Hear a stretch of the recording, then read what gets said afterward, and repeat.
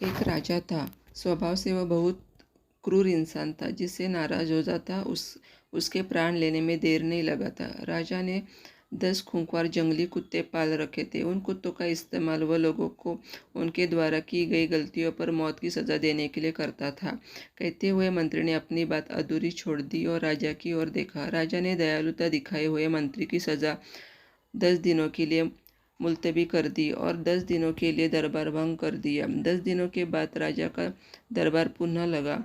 सैनिकों ने मंत्री को राजा के सामने प्रस्तुत किया। राजा ने एक बार मंत्री की ओर देखा और फिर मंत्री को दरबार हाल के बगल में मौजूद खूंखार कुत्तों के बाड़ में फेंकने का इशारा कर दिया। सैनिकों ने राजा की आज्ञा का पालन किया। मंत्री को खूंखार जंगली कुत्तों के बाड़े में फेंक दिया गया।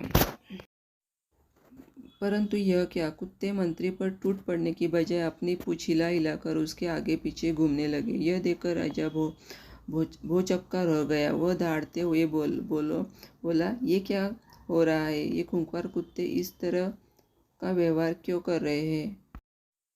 यह सुनकर मंत्री बोला, राजा, मैंने आपसे जो 10 दिन की मोहलत मांगी थी उसका एक एक क्षण इन बेजुबानों की सेवा में लगाया है। मैं रोज इन कुत्तों को खिलाता पिलाता था और उनकी सेवा करता था। यही कारण है कि ये कुत्ते खूंखार और जंगली होकर भी मेरी 10 दिनों की सेवा नहीं भुला पा रहे हैं।